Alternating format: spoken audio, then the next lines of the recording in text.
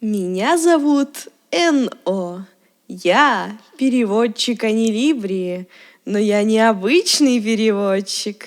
Материал, с которым я имею дело, непопулярные аниме. Тайтлы не для всех.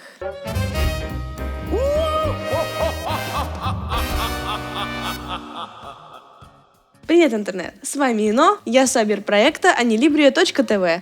И сегодня я расскажу, почему решилась взяться за перевод некоторых тайтлов и почему я рекомендую их посмотреть. Также поговорю об атмосфере, которая царила на релизах. Начну с самых ранних работ и закончу последними. В конце еще скажу пару слов о менее интересных для меня релизах, над которыми я работала, где есть любопытные детали, все же зацепившие меня. Сразу скажу, что японским не владею и перевожу на русский с английских субтитров. Божественные врата.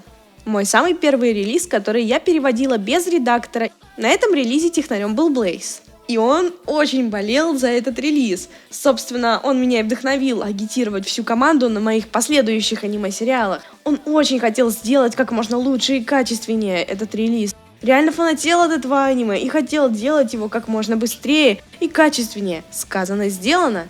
Я прекрасно поняла, что от меня требуется, и ночью, вооружившись энергетиком, перерывала саб так, чтобы он подходил для дубляжа как можно лучше. Иногда сидела и тупо переписывала по несколько раз одну и ту же фразу, пока не приходила к наилучшему варианту. И этот релиз меня ни разу не разочаровал. Саундтрек, философия, персонажи, сюжет. Ух, вихрь эмоций. Люблю я, когда в аниме поднимаются философские вопросы. Иногда было и впрямь сложно передать витиеватость мысли. Порадовал момент с цитатами из классических произведений. Ансап там накосячил, и цитат было найти нелегко, так как английский переводчик перевел не точно, на свой лад. Приходилось перерывать произведения, искать подходящие цитаты. Быть или не быть? Вот в чем вопрос. Гамлет.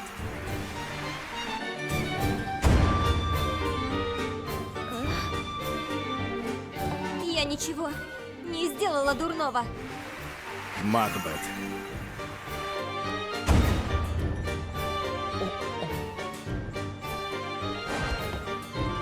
Я хотел бы убивать его 9 лет подряд.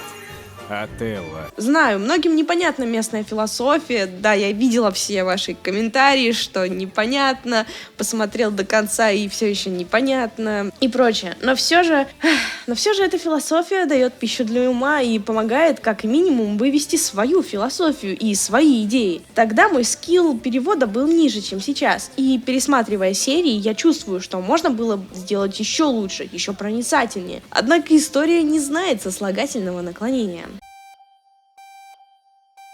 Данганронпа 3 и 2,5.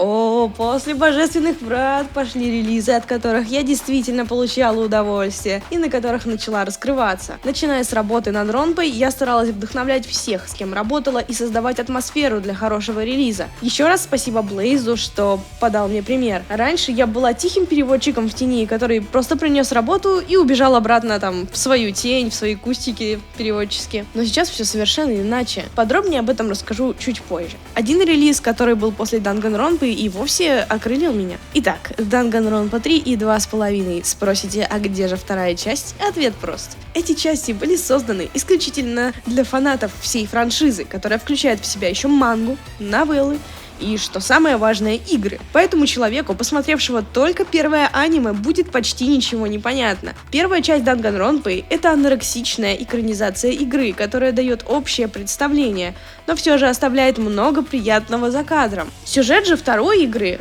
витиеват и сложен для экранизации, что, скорее всего, и стало причиной того, что ее так и не экранизировали. А ведь самый сок именно во второй части, и все, что происходит в третьей части и Ове 2,5, основано на том, что происходит в играх. И не только основной второй части, но и спин-оффе. Рекомендую, если не поиграть, то хотя бы глянуть. Все части есть на ютубе с английскими субтитрами, а особые энтузиасты даже перевели определенную часть материала на русский. Ссылку на них оставлю в описании. Ну, можете по всяким фанатским вики еще полазать. Что же мы имеем? Две арки, будущее и отчаяние. Будущее рассказывает о том, что происходило после завершения второй игры и спин-оффа, а отчаяние повествует о том, как все начиналось. В каком порядке смотреть? параллельно одну серию одной, а затем одну серию другой арки. Дело в том, что эти арки дополняют друг друга, а затем приходят к единому финалу серии «Надежда». Ова Данганронпа 2,5 рассказывает о том, что происходило с Комаэдой между второй и третьей частью. Для фанатов Комаэды only. Да, у фанатов множество недовольств, но и сколько же восторгов. Аниме прекрасно объясняет все аспекты философии, отчаяния и надежды установленной франшизы, а также кинуло очень много плюшек и отсылок к играм для фанов. Мы получили завершение всех историй персонажей, а столь ненавистную всеми Монако показали совсем под иным углом. Она просто устала от всего этого мозгового штурма, сначала от Джунка, а потом от Комаэды, и просто забила на это все. К слову о Джунка, наконец-то полноценно показали ее историю и то, как она начала свой путь, раскрыли ее истинный талант, мотивы. И вторым важным пунктом стало раскрытие не только самого Хинаты Хаджиме, но и мистера «Мне скучно» Камокуры Изуро. Секретный проект мозгов школы, слияние двух личностей в одной, значение для сюжета. Что ни говори, а Кодака умеет создавать закрученный и интересный сюжет. Особым приятным сюрпризом для меня стал Митарай, который, по сути, спойлер, и заварил всю эту кашу и расхлебал, чуть не перестаравшись с дозой надежды. Не ожидала, что за самозванцем будет стоять такая интересная и важная для сюжета личность. Рёта полюбился моему сердечку, и теперь такой же лучший мальчик для меня, как и Нагита Комаэда. О последнем я еще поговорю в отдельном видео. Сейчас время Митарая. Его убеждения и цели совпадают с моими. Ко всему прочему, напоминает мне прошлое мое, да и в принципе очень приятный и располагающий к себе для меня персонаж. Не могу не любить. Хорошо показана внутренняя борьба Рёты и его развитие как личности. Приглянулся мне с первого появления, сразу начала следить за ним. Тогда я убежал. Я отчаялся. Я не дал отпор. И из-за этого... На этот раз я не убегу. Я больше не убегу. Я избавлю этот мир от отчаяния.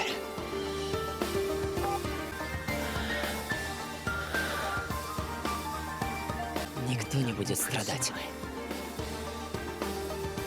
Никто не будет знать грусти. Никто никогда не предаст. Не будет ни разногласий, ни боли.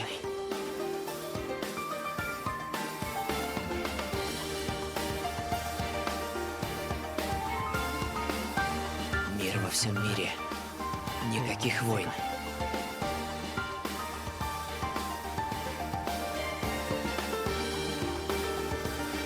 Настанет мир полный надежды.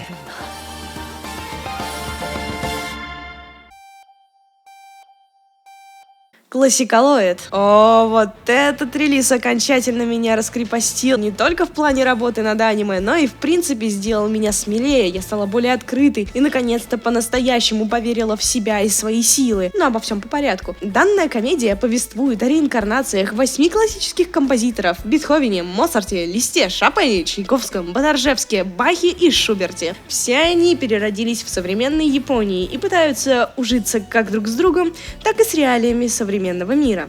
Их музыка обладает невероятными свойствами, что-то вроде иллюзий или магии, которые поражают воображение. Здесь эти силы называются мюзик. Образы классической восьмерки пускай и гиперболизированы, но проработаны хорошо и передают образы композиторов неплохо, хоть и с комичным оттенком. К тому же видна работа создателей. Они явно хорошо изучили композиторов, то вбрасывая отсылки к фактам из жизни классиков, то посвящая каким-то моментам целые эпизоды. Драма неплохо разделена с комедией, персонажам сопереживаешь, чувствуешь их, причем как главным, так и второстепенным. К примеру, тот же Соски у меня стоит на одном месте с Моцартом в топе любимых персонажей этого аниме. Скажу сразу, что некоторым могут показаться скучными первые серии 3, но потом в этот музыкальный водоворот затягивает и хочется знать о персонажах все больше и больше.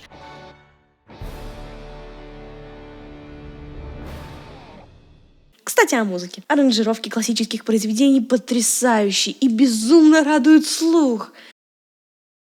Например, я в полном восторге от Моцарта как от личности, но не как от композитора. Мне давно уже приелась его музыка, слышу ее чуть ли не в каждой второй передаче о культуре или просто где-то на фоне. Она меня никогда не цепляла, кроме, пожалуй, его опер. Для меня, в принципе, Моцарт — это попса среди классики, что уж говорить о его маленькой ночной серенаде, которую я уже устала слушать. Но вот во второй серии Моцарт демонстрирует свой первый мюзик. Именно та самая серенада. И, о чудо! Я была в полном восторге, переслушивала и хотела еще. Напевала неделями после той серии, да и сейчас порой напеваю. Воистину прекрасная аранжировка. Естественно, с каждым новым мюзиком аранжировки становятся все лучше и захватывают разум все сильнее.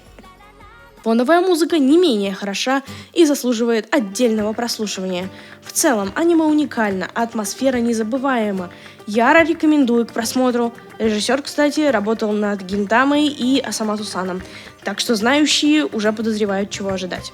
Добавлю для жаждущих разбираться в классике. Если хотите различать композиторов, самое время посмотреть классикалоида. Когда я закончила музыкальную школу, я не могла распознать ни одно знаменитое произведение, ни одного композитора. Но после классикалоида я не только безошибочно могу сказать, что за произведение и какой композитор, но и отличаю стили классиков. К тому же, я наконец-то по-настоящему полюбила классическую музыку. Ибо после классикалоида появилось желание не только послушать оригиналы аранжировок, но и послушать другие произведения понравившихся композиторов. И теперь мне безумно нравится читать биографии классиков. Истории отношений Шопена и Жорж Санд я просто зачитывалась и даже нашла для себя знакомые вещи. Да и сам Шопен открылся для меня совершенно по-новому. После Моцарта это мой любимый композитор. И в отличие от Амадея, Шопен мне нравится не только как личность, но и как композитор. Его музыка приносит покой в мое сердце и греет душу. Сейчас разучиваю с огромной радостью его большой блестящий вальс, когда только появляется возможность. В общем, это аниме действительно вызывает как минимум интерес и как максимум любовь к классике. Как я уже говорила, классикалоид раскрепостил меня после этого аниме и благодаря, в частности, Моцарту, большую часть моей неуверенности и моих страхов как рукой сняло. Второй сезон уже в октябре этого года.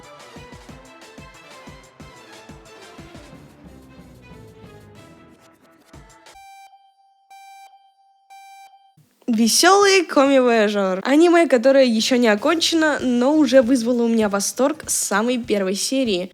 Прочитав синопсис, я подумала, а ведь в Триплексоголике была похожая ситуация. Учитывая рисовку и историю аниме, наверное, тут тоже будет годно. Да, учитывая историю, «Веселый коми-вояжер» 2017 года — это перезапуск одноименного шоу 1989 года. И да, аниме совершенно отличается от Триплексоголика и полностью оригинально. Коми-вояжер помогает людям справиться с какой-то проблемой, но если они оступаются и поддаются своей греховности, их ожидают лишь мучения до конца своих дней. Концепт простой, но на деле все гораздо сложнее. Коми-вояжер не только дает пищу для размышления, но и обличает пороки общества в своей неповторимой манере. Стиль и рисовка этому только способствуют. Тема пороков общества уже стала классикой, но в этом аниме ее показывают по-новому. Достаточно свежо и интересно. Людей показывают совершенно разных, с разными взглядами, жизнями, положениями в обществе.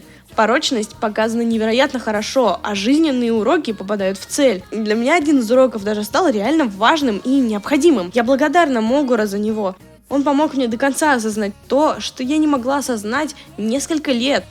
Аниме показывает даже не столько пороки человечества, сколько проблемы в обществе, проблемы каждого. Каждый одинок по-своему, о чем и напоминает Могура в начале каждой истории. Кстати, о нем. Сама личность Могуро Фукузо, а именно так и зовут веселого коми-вояжера, очаровывает. То, как он разговаривает, как ведет себя, все это не может не выделять персонажа. Сам Могура не добрый и не злой. Он сродни строгому учителю, который не дает поблажек.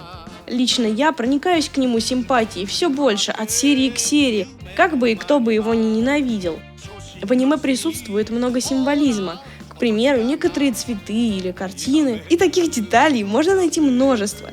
Вишенкой на торте становится погружение в японский менталитет. Очень многие элементы присутствуют исключительно в жизни японцев, но погружение сделано так, что не отдаляет зрителя и не мешает просмотру, если этих тонкостей не понимать. Кстати, в своей группе я периодически разбираю символы в этом аниме и просто интересные находки. Ну и просто делюсь своими впечатлениями, конечно же. После первой серии я задумалась, чем бы он мог меня соблазнить, а спустя 5-7 серий ко мне пришла мысль, что, возможно, у Могура самого пусто в сердце, и мне очень хотелось бы заполнить эту пустоту, встретя его в реальной жизни. На Камивояжоре, как и на Классикалоиде, атмосфера царила просто чудесная. Что войсеры, что технари, заинтересованные этими релизами.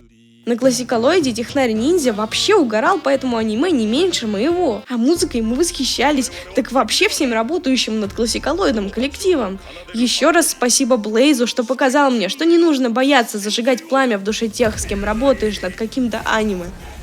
В целом могу сказать, что на всех релизах с ребятами работать было одно удовольствие, так что если кто-то планирует влиться в нашу дружную команду, дерзайте и не бойтесь высказываться. Это были мои самые любимые релизы на Анилибри, а теперь пара слов о тех релизах, над которыми я работала, но в которых примечательными можно назвать только какие-то детали. Боевая академия города Астериск, которую растянули аж на 2 сезона. Типичный гаремник, но с приятными отсылками в виде цветочных атак принцессы. Приятные также были сумасшедшие близнецы, дилемма с подругой детства, отношения сестер и один очень примечательный персонаж. Имя ей Клаудия. Сначала кажется простой шлюпкой, но потом всему ее поведению находится отчасти логичное объяснение. В жизни она ведет себя так вольно, потому что во сне умирает каждую ночь, множество раз, самыми разными способами. Такую пытку она вынуждена терпеть, чтобы владеть своим оружием. Танец мечей «Цветочный круг». Поначалу герои не привлекали и казались скучными, но потом их начали лучше раскрывать и стали попадаться весьма интересные личности. К примеру, тот парень, который типа спец по сверхъестественному, или тот меч, который считает себя недостойным, что и выражает это всем своим внешним видом. К тому же, братские связи разных братьев особенно приятно наблюдать. Ну и самокопание одного из главных героев интересны. А еще там шатакон годный.